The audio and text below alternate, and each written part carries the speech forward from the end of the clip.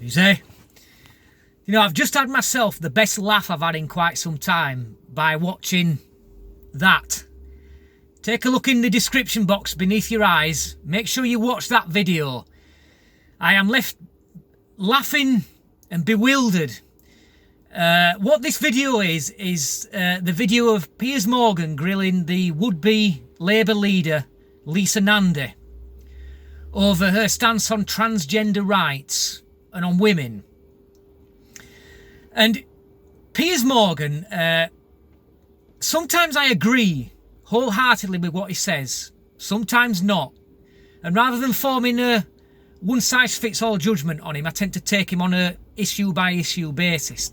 And on this particular issue, I completely agree with him, because he's just put a question to Lisa Nandy, who seems to be all about transgender rights, about that if Usain Bolt and Floyd Mayweather take part in, if they identify as women, should they be allowed to compete in those sports against women?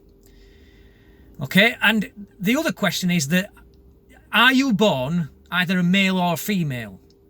And he put those two questions in conjunction, and just watch the way that Lisa Nandy stumbles to answer these questions, because you know that one way or another she's going to upset either transgender rights groups or women's rights groups. If she answers the question, she cannot avoid upsetting one or the other. So just have yourself a laugh at that. But I'm going to give my commentary on it now, okay? First of all, I think that the steps that we've made as a society regarding acceptance of other people is fantastic. I think it's fantastic that now gay people can walk down the street and be accepted. They shouldn't feel, well, for the most part, they don't have to feel fearful. Okay, there's a few exceptions to the rule out there. There's a few very bigoted people out there, yes. But for the most part, the difference between things now and the way it was 30 years ago when I was a teenager, it's very, very different. And I also believe that if I was to don a dress and makeup right now and walk down the street, that I would more than likely be accepted. I might get a few sniggers, but I would probably be accepted.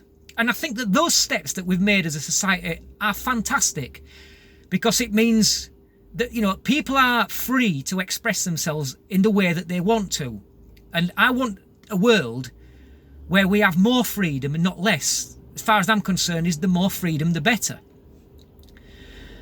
And but what I find to be completely unacceptable in all this, in this age of transgenderism, is that if I were to walk down the street in a dress and makeup and try very hard to look like a woman, that somehow that would give me the right to walk into a woman's toilet full of women and that to be acceptable. Well, no, it's not.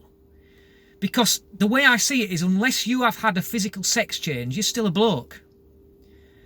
And I could put on the sexiest dress I want, the most makeup I can get on, go through every step to look as convincing as possible.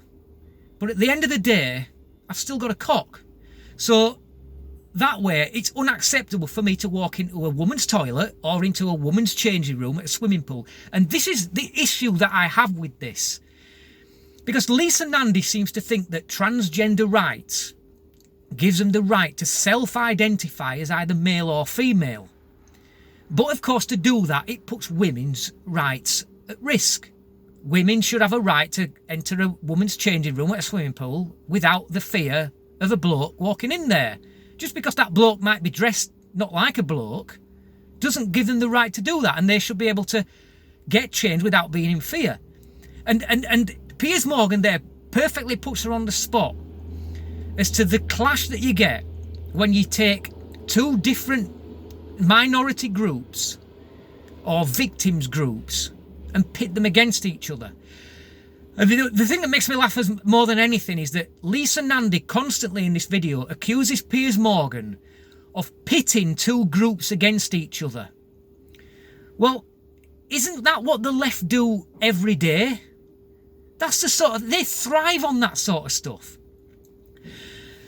And what Lisa Nandy needs to understand is what she's completely oblivious to, is that when it comes down to election time, she seems to think that this kind of stuff is at the forefront of people's minds.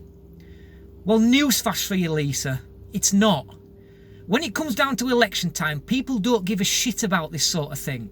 They want to see things that are going to help them. They want to see how their lives are going to be made better. They want to see how they're going to be made better off. They want to see more job prosperity, more job security, that sort of thing. They're not interested in identity politics and victims groups and the rights of one minority over another.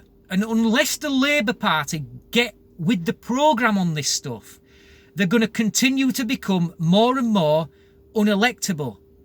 And I thought a little while ago that the most sensible choice for Labour leader probably was Lisa Nandy. Now, when I say sensible, I use that term very loosely. I would say that she was the lesser of the three evils, I would say. But having seen this, I despair of what sensible people in the Labour Party, Labour members, the few sensible ones that there are left, are going to think of all this. Because, I mean, I know Tony Blair nobody really likes him anymore, but I certainly don't believe that he would have paid any attention or given any airtime to this crap. So, have yourself a laugh, watch that video. Till next time, easy.